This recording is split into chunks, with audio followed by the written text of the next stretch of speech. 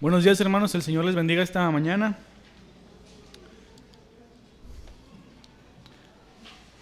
La próxima semana los que tengan calor se sientan de este lado, los que tengan frío se sientan de este lado. Vamos a continuar esta mañana con el Evangelio de Mateo, capítulo 26. Hasta este momento ya hemos visto cómo el Señor Jesús ha hablado directamente,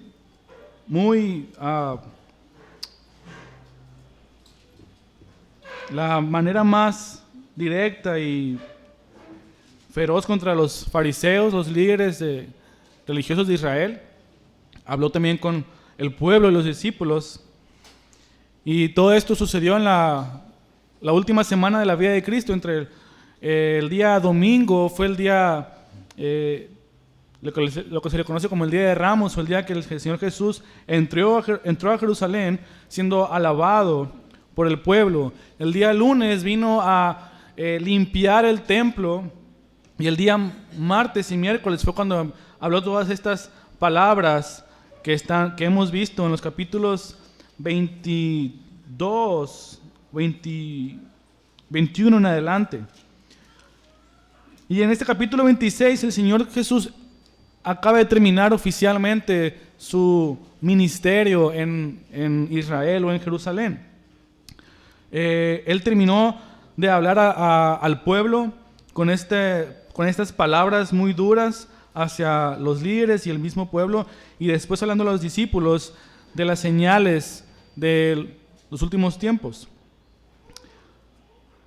Y después de esto viene Jesús a hablar con sus discípulos y se nos cuenta más bien la historia de cómo Jesús toda su vida se va tornando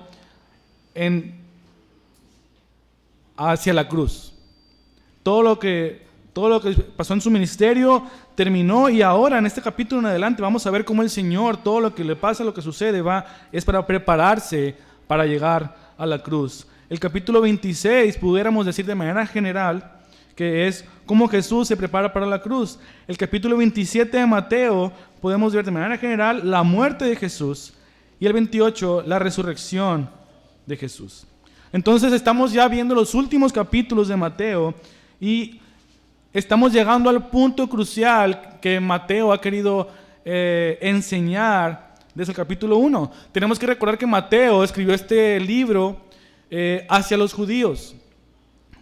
Mateo escribió en su mente pensando que los judíos o el pueblo de Israel pudiera reconocer a Cristo como el Mesías que habían estado esperando. El Mesías que era el rey prometido de Israel, el hijo de David. Esa persona que han estado esperando. Mateo se ha encargado de mostrar eso.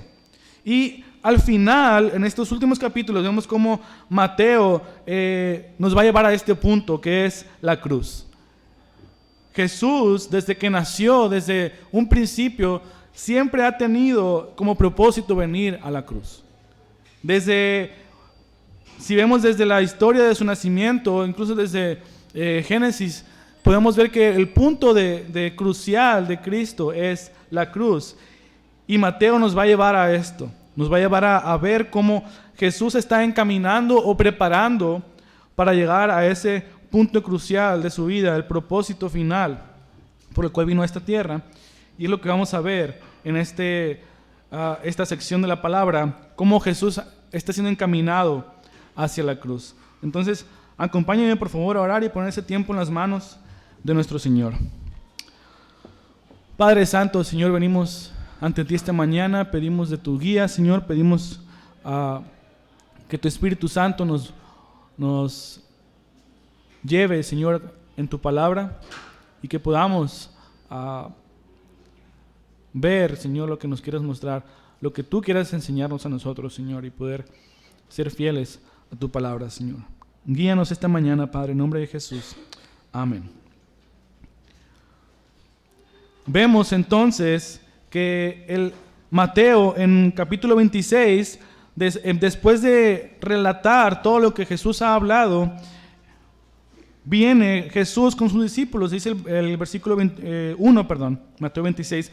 Cuando Jesús terminó todas estas palabras, todo lo que ha hablado hacia el pueblo, los líderes y los discípulos, dijo a sus discípulos: ustedes saben que dentro de 2 días se celebra la Pascua y el Hijo del Hombre será entregado para ser crucificado. Jesús les está diciendo una vez más que Él iba a ser crucificado.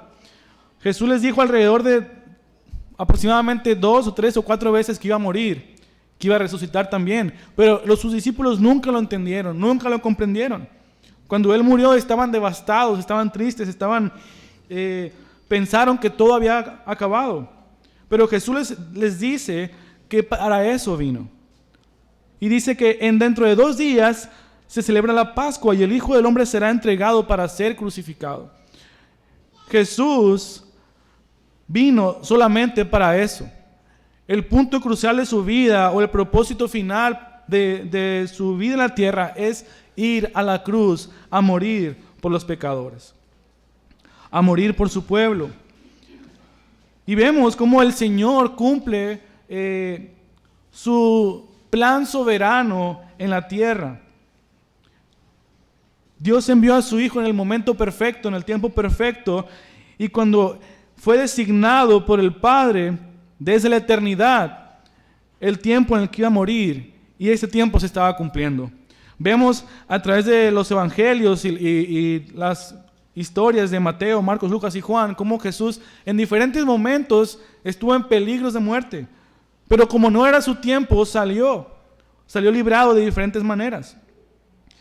Pero en este momento, cuando se está cumpliendo el tiempo de que Jesús venga a ser entregado o crucificado, dice que será cercano, o el día de la Pascua. Y se nos dice que Él va a ser entregado. Esto nos da a entender que el Padre y el Hijo estaban planeando esto. Sabemos que por lo que vamos a ver también, que los líderes religiosos planeaban prenderle, matarle, asesinarle. Sabemos lo que dice Pedro en el libro de los Hechos, que al final de cuentas los que lo mataron fueron los romanos, pero también fueron guiados o aconsejados o influenciados por los líderes de Israel. Pero también se nos dice que todo esto pasó de acuerdo al cumplimiento de lo que el Padre había designado. Entonces llegó el momento en que Jesús iba a ser crucificado. Dice en Hechos 2:23 que fue el plan determinado y el previo conocimiento de Dios cuando Jesús fue entregado. Entonces Jesús le dice a sus discípulos que va a morir una vez más. Probablemente le dijo 2 o 3 veces más, pero aquí les está repitiendo que va a ser entregado para ser crucificado.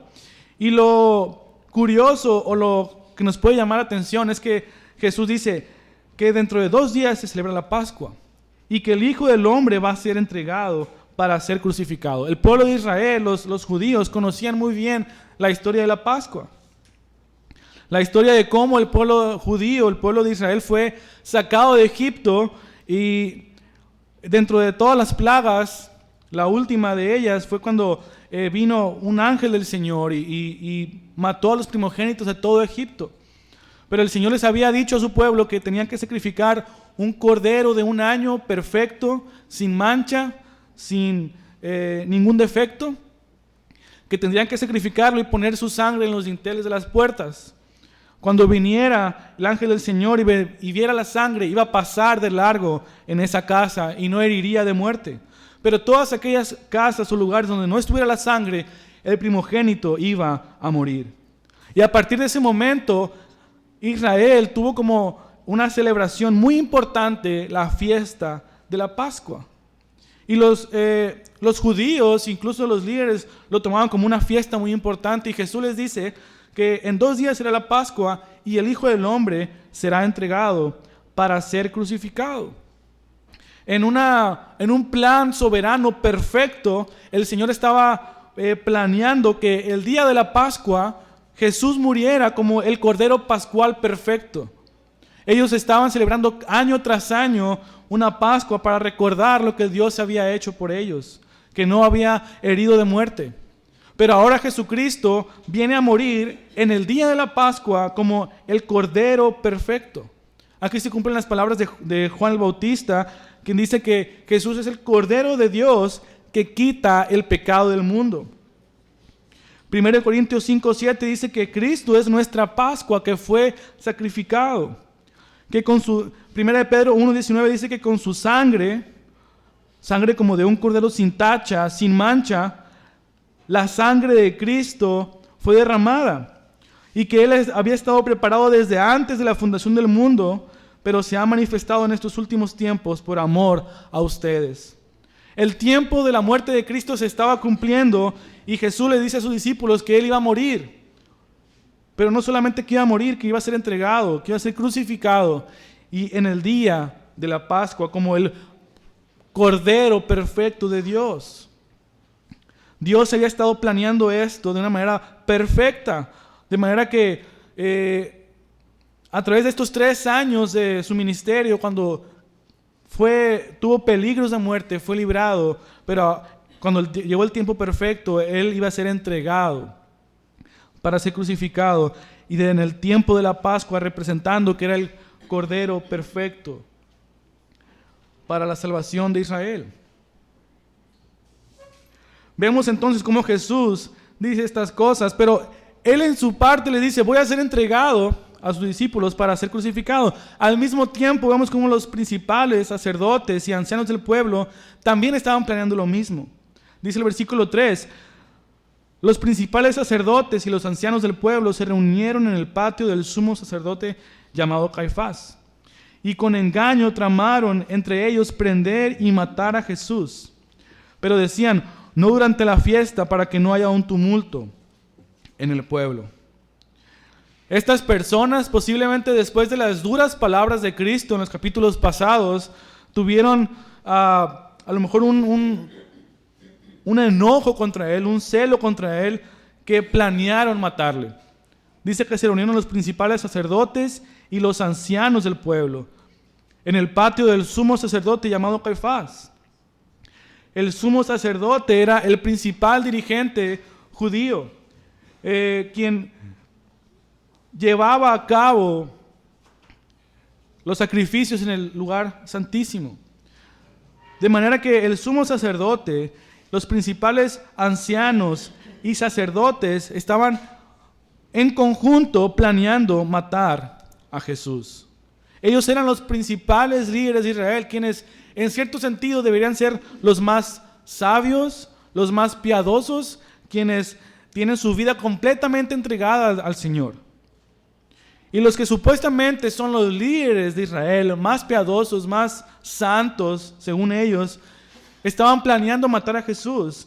Y su hipocresía llega a tal punto que dijeron, planearon con engaño prenderlo y matarlo, pero decían: no durante la fiesta de la Pascua, para que no haya un tumulto en el pueblo.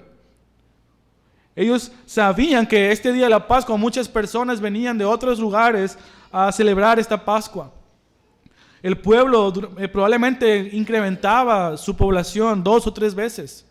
Y había muchas personas que tenían a Cristo como profeta. Y ellos tenían cierto temor del pueblo, por eso decían: no durante la fiesta, ya que pase la fiesta. Por temor al pueblo, pero también en cierto sentido, a lo mejor por cierta manera de respetar la fiesta de la Pascua. Y su hipocresía es tal que querían matar a Jesús, pero querían celebrar la Pascua. Entonces querían separar estos dos hechos: matar a Jesús, pero también celebrar la Pascua. Y ellos estaban planeando, dice, con engaño, prender y matar a Jesús. Los principales sacerdotes, dice aquí, representan la nobleza religiosa rica e influyente. Y los ancianos representan a la nobleza laica, rica e influyente. Por el Evangelio de Juan sabemos que también estaban los escribas en esta reunión y fueron llevados a la casa de Caifás después de que fuera arrestado, y probablemente algunos de ellos también estaban en ese momento cuando arrestaron a Jesús. El sumo sacerdote era el principal dirigente de Israel, quien esta posición era transmitida o heredada por la línea de los levitas. Esta posición debía ser podía ser buscada o llevada hasta Aarón en los tiempos de Moisés. Pero en los tiempos de Cristo esta línea fue totalmente borrada y la posición de sumo sacerdote era en su mayoría de veces vendida o concedida como un favor político. De manera que este hombre, aunque era el sumo sacerdote, probablemente no venía de la descendencia o de la ascendencia levítica. Pero tenían el poder dentro del pueblo, tenían la máxima autoridad dentro de los dirigentes religiosos. Y estos eran los que estaban planeando matar a Jesús. Dios en su soberanía estaba usando esto que ellos no querían. Querían matar a Jesús, pero no durante la fiesta de la Pascua. Pero Dios estaba planeando, orquestando que en esta fiesta realmente Jesús fuera arrestado y sacrificado. A final de cuentas, el Señor estaba mostrando su poder soberano, cumpliendo en el tiempo perfecto el entregar a Jesús. Jesús, por su parte, le dice a sus discípulos: voy a ser entregado. Los principales sacerdotes y religiosos estaban buscando cómo prenderle. Ya habían designado matarle. Todo esto en el tiempo de la Pascua, simbolizando el Cordero perfecto, sin mancha. Y después de esto, se nos cuenta en el versículo 6, que estando Jesús en Betania, en casa de Simón el leproso, se acercó a él una mujer con un frasco de alabastro de perfume muy costoso y lo derramó sobre su cabeza cuando estaba sentado a la mesa.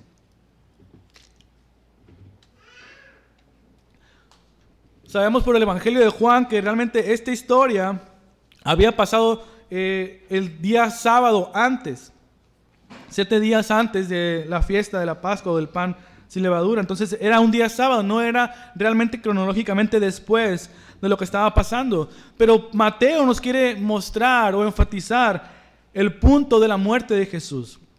Jesús le dice a sus discípulos que iba a ser entregado. Los sacerdotes y religiosos buscaban prender a Jesús. Y Mateo mete esta historia para enfatizar el punto de su muerte.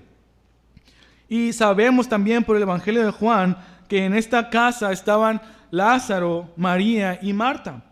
Y que fue María la que hizo este acto de derramar este perfume sobre Jesús.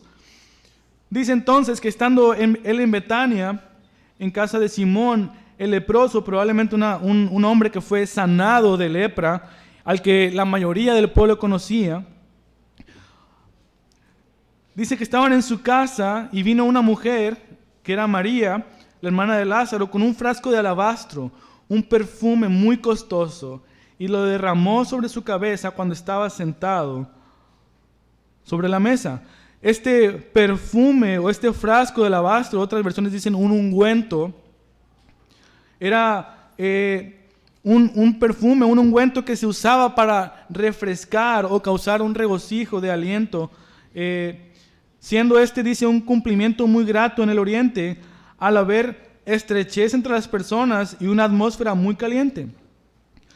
Y por causa de los muchos invitados a una fiesta, se ofrecía este ungüento o este alabastro que ayudaría a el buen olor.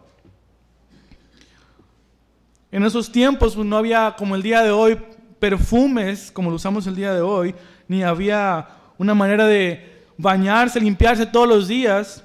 Aparte que ellos iban y caminaban distancias muy largas, era muy común que en las fiestas o reuniones de las casas se usaran estos perfumes o alabastros para ayudar al buen olor.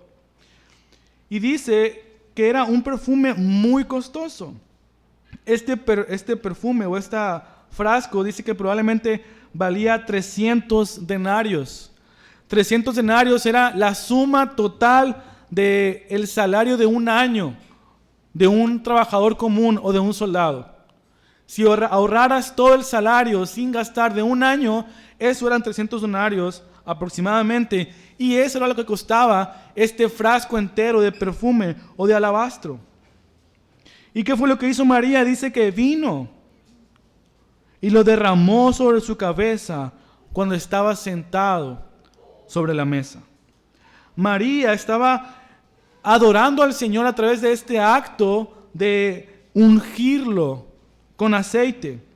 ¿Y por qué Mateo quiere meter esta historia en medio de la indicación de que Jesús va a ser preparado para la muerte? En aquellos tiempos era común que cuando una persona fallecía o moría, era untado con perfumes o aceites aromáticos para retrasar un poco el mal olor de la putrefacción de los que fallecían. Era común que cuando una persona fallecía, su cuerpo era preparado, y lo veremos más adelante, que el cuerpo de Jesús fue preparado cuando murió. Pero María está haciendo esto antes de su muerte. María está buscando alabar o adorar al Señor en un acto tan profundo, tan sincero, que derrama este costoso perfume sobre Jesús. De una manera se está mostrando, de manera simbólica, que Jesús se estaba preparando para la muerte. María estaba participando en la preparación de Jesús para ir a morir a la cruz. Aunque María se nos muestra en los evangelios, en las historias, que siempre estuvo a los pies de Jesús, escuchando sus palabras, buscando escuchar, comprender lo que Él decía, dicen los comentaristas que probablemente ella fue la única que comprendió en su totalidad las palabras de Jesús, de que Él iba a morir. Probablemente ella entendía las palabras de Jesús, que Él iba a morir en la cruz, que iba a ser crucificado y que iba a resucitar. Probablemente en este entendimiento fue que ella vino delante de Él y para derramar este frasco de alabastro en Él, sobre su cabeza y sobre todo su cuerpo, para alabarlo, para adorarlo de una manera perfecta, simbolizando que Él iba a morir. Lo estaba preparando para su muerte. María estaba usando este perfume o este frasco o ungüento que fue tan costoso y no le importó con el simple hecho de venir a adorar a su Señor, pues sabía que iba a morir, sabía que iba a ser crucificado y lo estaba preparando para su muerte. Sin embargo, los discípulos, dice que se indignaron en el versículo 8. Pero al ver esto, los discípulos se indignaron y decían: ¿para qué este desperdicio? Porque este perfume podía haberse vendido a gran precio y el dinero habérselo dado a los pobres. Sabemos también por el Evangelio de Juan que la persona que dijo esto o que reaccionó de esta manera fue Judas Iscariote, que lo iba a traicionar. Y dice Juan que él reaccionó de esta manera porque como él manejaba el dinero y sustraía una parte de ello, probablemente fue decepcionado al decir: ¿cuánto dinero se está perdiendo en este acto? Tan tonto pudiera pensar a lo mejor él. Estaba menospreciando el acto de adoración de María, simplemente pensando en cuánto dinero se había tirado a la basura. Pero lo disfrazó diciendo: se pudo haber vendido y dar ese dinero a los pobres. Judas, quien solamente buscaba su beneficio personal, su beneficio buscando dinero o enriquecerse, mostraba una falsa humildad o falso interés por los demás. Él simplemente quería enriquecerse cada vez más y usaba como excusa el poder usar ese dinero para darlo a los pobres. Pero Jesús pudo darse cuenta de este reclamo, de esta forma de pensar, y rápidamente lo reprendió. Versículo 10. Dice: pero Jesús, dándose cuenta, les dijo: ¿por qué molestan a la mujer? Pues buena es la obra que me ha hecho, porque a los pobres siempre los tendrán con ustedes, pero a mí no siempre me tendrán. Pues al derramar este perfume sobre mi cuerpo, lo ha hecho a fin de prepararme para la sepultura. En verdad les digo que donde quiera que este evangelio se predique en el mundo entero, se hablará también de lo que ésta ha hecho en memoria de ella. Jesús reconoce que la obra de María era una obra buena. Era algo bueno esto que ella estaba haciendo. Y Jesús nos indica, nos recuerda que dice que esto lo ha hecho a fin de preparar su cuerpo para la sepultura, indicando una vez más que iba a morir. Probablemente en un momento diferente, un lugar diferente, situación diferente, pero Jesús le dice a sus discípulos que iba a morir y que este acto era para preparar su cuerpo para la sepultura. Sin embargo, no comprendieron, no entendieron. Pero María tuvo el privilegio de participar en este acto de adoración que al mismo tiempo simbolizaba el preparar a Jesús para su muerte. María, quien siempre estuvo escuchando las palabras de Jesús, quien siempre estuvo atenta a él, quien siempre estuvo escuchando y buscando lo mejor.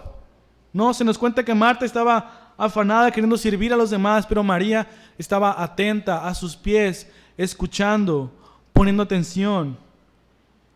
María se nos muestra como una mujer que era una gran adoradora y nos da un ejemplo de adoración.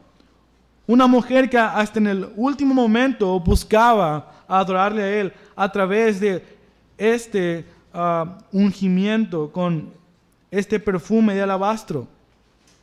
A ella no le importó lo que los demás pudieran pensar, no le importó lo que los demás pudieran decir, no le importó cuánto dinero estaba gastando o cuánto dinero pudo perder, porque ella no pensaba de manera en las cosas físicas o terrenales o materiales. Ella estaba pensando en adorar a su Señor. Y esto nos da un ejemplo de cómo debemos adorar a Dios. Nuestra adoración o lo que podemos dar al Señor debe ser sin pensar en lo que los demás puedan decir, sin pensar en lo que los otros pudieran criticar o comentar. María estaba tan apasionada por adorar a Dios, a Jesucristo, que no le importó ni siquiera a lo mejor el lugar en el que estaba. Sabemos que en esos tiempos el sentarse a la mesa era sentarse en el piso, no como el día de hoy. La mesa era tan baja que ellos se sentaban en el piso y estaban unos con otros conviviendo. Y en ese momento, en ese lugar, María viene a romper este frasco y derramar todo este perfume o ungüento sobre el cuerpo de Jesús. Se nos dice en el Evangelio de Juan que con sus cabellos también estaba tallando los pies de Cristo. Ella estaba en su mente completamente de una manera devota adorando a Dios, a Cristo. Y ese es un ejemplo de adoración. Un verdadero adorador, quien venía a los pies de Jesús sin importar lo que otros pudieran decir o hacer, sin importar el costo, sin pensar en estas cosas.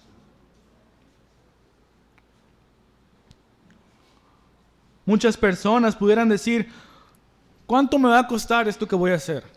O ¿cuánto tiempo voy a perder en este acto? O ¿cuánto voy a invertir? ¿O qué me va a ayudar esto a mí? El servir o el hacer algo que pueda beneficiar a otros o servir a la iglesia o al Señor. María no pensó en estas cosas. Ella simplemente tenía un corazón derramado delante del Señor y lo manifestó de esta manera. Y el Señor Jesús reconoce este acto de adoración, reconoce lo importante que era esta obra y lo bueno que era, pues está preparando su cuerpo para la sepultura. Y Jesús les da el honor a María de participar en este acto de preparar al Señor para la crucifixión. Y no solamente eso, no le da nada más el privilegio de participar en este acto, sino que dice que donde quiera que este evangelio se predique en el mundo entero, se hablará también de lo que ella ha hecho en memoria de ella. Y el día de hoy se cumple esta palabra del Señor Jesús, pues recordamos este acto de adoración tan sincero, perfecto y puro de ella hacia el Señor Jesús. Y el día de hoy recordamos lo que ella hizo. Y no solamente eso, sino que en cualquier lugar del mundo, a través de toda la historia, se recordará el acto de María quien de manera sincera, perfecta, con amor estaba adorando al Señor a través de ungirle con aceite. Mateo está metiendo esta historia en medio de su relato para enfatizar la importancia de lo que Jesús está a punto de hacer. Jesús le dice a sus discípulos que va a ser entregado. Los sacerdotes, los religiosos estaban buscando matarle. Y Mateo nos dice que Jesús mismo se está preparando, que esta mujer en su acto de oración simboliza el preparar el cuerpo de Jesús para la sepultura. Un acto de adoración se convierte en un momento en el que Cristo está siendo preparado para morir. Y al final nos cuenta también la historia de la traición de Judas. Versículo 14. Dice: entonces uno de los 12, llamado Judas Iscariote, fue a los principales sacerdotes y les dijo: ¿qué están dispuestos a darme para que yo les entregue a Jesús? Y ellos le pesaron 30 monedas de plata. Y desde ese entonces Judas buscaba una oportunidad para proteger a Jesús. No se nos dice exactamente cuándo fue el tiempo que Jesús habló con sus discípulos, ni el momento en el que los sacerdotes y fariseos planeaban prender a Jesús. Pero probablemente fue una noticia que se corrió por el pueblo, llegando a tal punto que Judas pudo escuchar o conocer que ellos estaban buscando aprender, matar a Jesús. Judas escuchó de alguna manera, supo de alguna manera lo que ellos estaban planeando y vino hacia ellos, probablemente decepcionado ya a través de todo ese tiempo del ministerio de Cristo, viendo cómo a lo mejor en este último acto de María de adorar a Jesús, pensando en el desperdicio de dinero que había hecho ella, decepcionado de Cristo, de lo que ellos estaban haciendo, buscando solamente llenar su bolsa de dinero, fue hacia los principales sacerdotes y les dijo: ¿qué están dispuestos a darme para que yo les entregue a Jesús? En este último momento, en esta última instancia, Judas sigue pensando en cómo enriquecerse, cómo beneficiarse él solamente. Judas estuvo los 3 años del ministerio de Jesús. Judas estuvo presenciando los milagros de Jesús, las palabras de Cristo, cómo él había multiplicado los alimentos, cómo él había tenido control sobre la tempestad, sobre cuando estaban en la barca, el mar y los vientos, cómo habían sido calmados con las palabras de Jesús. No sabemos si también estuvo presente en su bautizo, pero Judas estuvo 3 años con Jesús, escuchándolo, conviviendo con él. Probablemente en las casas en las que se quedaban todos, como en este lugar, en la casa de Simón el leproso, ellos estaban en un lugar cerrado, una reunión íntima. Judas estuvo en todas estas reuniones íntimas escuchando a Jesús, a las personas. Nada de esto fue suficiente para penetrar el duro corazón de Judas, quien, decepcionado de cómo se manejaba el dinero, probablemente, vino ante estos hombres y les dice: ¿qué están dispuestos a darme para que yo les entregue a Jesús? Dice que ellos le pesaron 30 monedas de plata, aproximadamente 450 gramos de plata. Y a partir de ese momento Judas buscaba una oportunidad para entregar a Jesús. No le importó la comunión que pudo haber tenido, la amistad que se pudo haber fomentado en estos 3 años. Él simplemente quería beneficiarse de sí mismo. Y vino ante estos hombres para entregar a Cristo, para entregarlo, para que ellos lo mataran. Mateo está recordándonos o presentándonos el hecho de que Jesús va a ser dirigido a la cruz. A través de que las palabras de Cristo, a través de las palabras de los sacerdotes, a través de este acto de adoración de María y a través de recordar que Judas vino a traicionarlo, a entregarlo por 30 monedas de plata. Probablemente Mateo estaba enfatizando la importancia de su muerte a través de una herramienta de la literatura de los judíos. Los judíos en aquellos tiempos, para resaltar algo o para enfatizar algo, como el día de hoy, si hacemos un texto o escribimos algo, lo ponemos en negritas o lo subrayamos para enfatizar la importancia de eso.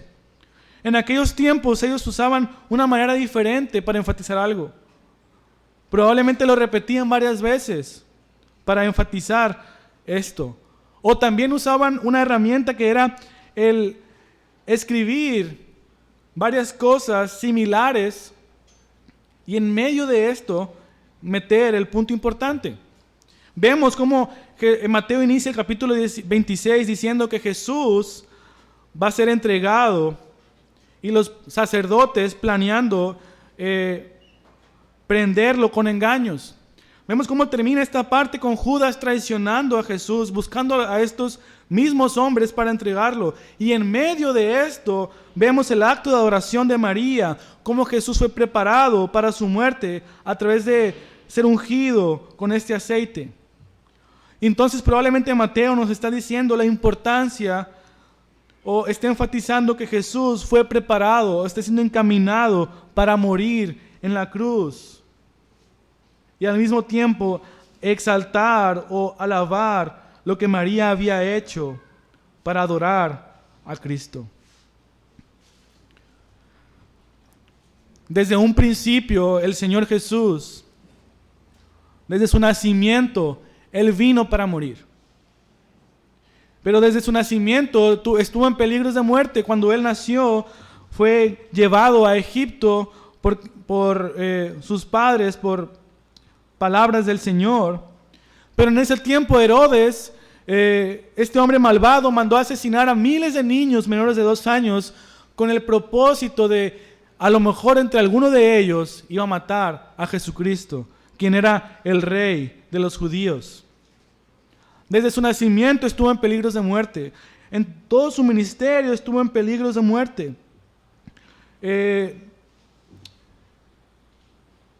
Cuando Jesús vino ante el pueblo y los fariseos, presentándose como el Mesías prometido o profetizado en Isaías, quien debía ser rey, como una persona que se hacía semejante al Padre, por una oportunidad para ellos para apedrearlo, Jesús salió de ahí. En otra ocasión, el mismo pueblo quiso arremeter contra él, llevándolo cerca de un abismo para aventarlo, pero dice la palabra que él salió de manera milagrosa de ahí. En diferentes ocasiones Jesús estuvo en peligros de muerte, pero no era el tiempo, no era el momento. Y ahora Mateo nos dice que el tiempo se ha acercado, el tiempo ha llegado. En el día de la Pascua Jesús va a ser entregado y va a morir. Y ese es el propósito por el cual Jesús vino a esta tierra. Cuando Jesús murió en la cruz, sus últimas palabras fueron: consumado es, todo ha sido terminado, todo se ha cumplido. Ya no tengo nada más que hacer. Y falleció, expiró, dice la palabra. El propósito de Jesús era morir por los pecadores. En la Navidad recordamos su nacimiento, como estos ángeles vienen hacia los pastores y una hueste de ángeles cantan de manera diciendo que el pueblo ha hallado salvación porque Cristo ha nacido, nació el Salvador. Pero no podemos pensar en su nacimiento sin pensar en el propósito que es la muerte. Cristo vino a este mundo a morir por los pecadores, a ofrecer salvación, a venir por su pueblo. Y aunque a lo largo de la lectura del Evangelio podamos perdernos en el objetivo, podemos ver todo el Evangelio de Mateo, de Marcos, Lucas, Juan, y en medio de todo ello ver todo lo que Jesús ha hecho y perder a lo mejor el propósito por lo cual ha sido escrito. Recordar que Jesús vino a morir por su pueblo, presentar que Jesús es el Cordero de Dios, es el Mesías prometido a Israel, quien iba a salvar a su pueblo. Ese era Jesús. Y su tiempo llegó. Pero en la muerte de Jesús viene y nos otorga salvación. De manera perfecta, en una soberanía perfecta del Señor y un cálculo perfecto. Él calculó la muerte de Jesús en el día de la Pascua, simbolizando el Cordero perfecto, quien salvaría al mundo de sus pecados. Jesús está reconociendo que su tiempo ha llegado y que vino para morir. Pero no solamente que va a ser tomado, capturado, sino que Él está entregando su vida. Juan capítulo 10, versículo 17. Jesús está presentando o exponiendo una verdad muy importante, y es que dice Juan capítulo 10, versículo 17. Por eso el Padre me ama, porque yo doy mi vida para tomarla de nuevo. Nadie me la quita, sino que yo la doy por mi propia voluntad. Tengo autoridad para darla y tengo autoridad para tomarla de nuevo. Este mandamiento recibí de mi Padre. Jesús estaba obedeciendo al Padre en todo lo que había hecho en este mundo. Jesús se limitó voluntariamente de la completa divinidad o los atributos divinos de Dios. Se limitó voluntariamente para venir a este mundo y vivir la vida perfecta que nosotros no podíamos vivir. Y no solamente eso, sino morir y pagar esa paga que nosotros no podíamos pagar. Dentro del gran marco de la historia y el plan soberano de Dios, Dios había estipulado que Jesús iba a morir para salvar a los pecadores, dentro de los cuales estamos cada uno de nosotros. Jesús estaba preparando, había sido preparado a través de este acto de adoración de María, pero vino a morir para ofrecernos salvación. Y la pregunta es, ¿cómo respondemos, hermanos, ante este gran acto de misericordia de parte de Dios, que entregó a su Hijo, el Cordero perfecto, para morir por nosotros? Las palabras perfectas de Juan el Bautista: he aquí el Cordero de Dios que quita el pecado del mundo. Él es el Cordero perfecto que es sacrificado por los pecadores. Él es el león de la tribu de Judá, quien ha de reinar por siempre. Jesucristo es el principio y el final, por medio del cual todas las cosas subsisten. Jesucristo es el camino, la verdad y la vida. Es el único camino hacia el Padre. En su muerte tenemos vida. En su resurrección tenemos la seguridad de la esperanza del perdón de pecados. Y no hay ningún otro en quien podamos confiar para salvación, para redención, para perdón de pecados. Jesucristo es el todo en todos y todo lo llena.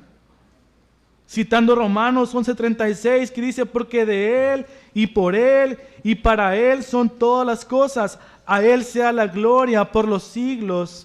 Amén. Jesucristo vino a este mundo a vivir en completa obediencia al Padre, y esa obediencia llegó al punto de morir en la cruz por nosotros. En su muerte nos ofrece vida, nos ofrece salvación, perdón de pecados, nos reconcilia con el Padre. ¿Cuál es la respuesta que vamos a tener ante este acto de amor del Padre y de Jesús? Este acto de compasión, de misericordia, que no merecíamos, no éramos dignos de ello. Pero Jesús murió por nosotros y nos ofrece perfecta salvación. Ahora viene cómo vamos a responder ante esta salvación tan preciosa que nos ofrece el Señor. Podemos actuar como María, entregándole todo lo que somos, ofreciendo lo más valioso que tenemos, recordando que en comparación a la salvación, nada de lo que podamos ofrecer es suficiente. O podemos actuar como Judas y los sacerdotes y todos aquellos que escucharon a Jesús, pero lo rechazaron, lo mataron. La mayoría del pueblo que el día domingo adoraron a Jesús diciendo Hosana al Hijo de David, una semana después lo estaban gritando, crucifícalo. ¿Cuál va a ser entonces, hermanos, nuestra respuesta al sacrificio voluntario de Cristo? A la Pascua perfecta, la Pascua por excelencia. Jesús era el Cordero perfecto, sin mancha, sin pecado. Y en su muerte tenemos perdón. Si hemos confiado en el Señor Jesús, podemos leer esta historia de su crucifixión, cómo fue preparado para ella, recordar el amor de Dios y exaltar el nombre de Cristo, glorificar a Cristo, adorarle, entregarle todo nuestro ser como María lo hizo. O a lo mejor rechazar. Si estás aquí escuchando la palabra y no conoces al Señor, el Señor te está llamando para que hoy vengas, no para que lo rechaces. El Señor en su palabra nos presenta el Evangelio, su amor, y nos dice, ven a mí, entrega tu vida para salvación. Y si el día de hoy estamos aquí y no hemos confiado en el Señor, estaremos en la misma posición de Judas y los sacerdotes quienes escucharon a Jesús, pero aún así no vinieron a adorarle, a entregar su vida delante de Él.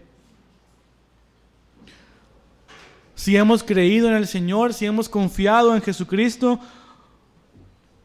lo mínimo que podemos hacer es entregarle nuestra vida, nuestro ser, nuestra vida completa en adoración, así como María. Y si no has confiado, el Señor te está llamando para que vengas el día de hoy y le alabes, confíes en Él como tu Salvador y puedas unirte junto a todas aquellas personas que un día estarán en la presencia del Señor y podrán gozarse de Él para siempre, alabándole, glorificándole, porque veremos su amor, veremos lo que Él hizo por nosotros, conoceremos este acto maravilloso de amor y eso será suficiente para alabarlo, para glorificarlo y estaremos por la eternidad exaltando el nombre de nuestro Dios. El Señor Jesús se está preparando para su muerte y Mateo nos está enfatizando que Él es el Cordero perfecto y que fue entregado para salvación de muchos. Nuestra respuesta ahora entonces es venir, glorificarle, adorarle y entregarle nuestra vida en adoración. Hermanos, que el Señor nos ayude para poder glorificar el nombre de nuestro Dios, recordar el acto de Cristo y en todo momento, en todo tiempo, presentarnos ante Él, alabando su nombre, glorificando su nombre, porque Cristo es digno de ser alabado, hermanos. Vengamos a orar, hermanos. Padre Santo, te alabamos en esta mañana, Señor. Queremos exaltar el nombre tuyo, de tu Hijo también, Señor, por esta obra y este acto maravilloso, Señor, de compasión, de misericordia, que has tenido a bien salvarnos, Señor, que aunque no éramos dignos, aunque no merecíamos sino la muerte, nos das la oportunidad de estar ahora delante de ti, Señor, conociendo tu palabra, conociendo tu evangelio, conociéndote a ti, Señor. Gracias, Señor, por el sacrificio de Cristo, por este amor tan grandioso, por esta salvación que nos ofreces, que nos otorgas. Ahora ayúdanos, Señor, a entregarte nuestras vidas en oración en todo momento, en todo tiempo, en cada circunstancia. Obra en nuestros corazones y nuestras mentes para que podamos en cualquier momento, Señor, vivir para ti. Como hemos visto, Señor, en los estudios en las mañanas, que tú eres sabio. Y en tu sabiduría, Señor, todas las cosas son perfectas. Ayúdanos, Señor, a confiar en ti, a recordar tu misericordia y a entregarte nuestras vidas en oración. Permite, Señor, que podamos ser hombres, mujeres, que vivimos para tu gloria, Señor. Y si hay alguien aquí que no te conoce, Señor, ten misericordia, como has tenido de todos y cada uno de nosotros, Señor, para venir ante ti y reconocerte como el Señor en sus vidas, Señor. Gracias, Padre, por tu amor. Gracias, Señor, por este acto de amor. Bendecimos, Señor, tu santo nombre, Padre. En nombre de Jesús. Amén.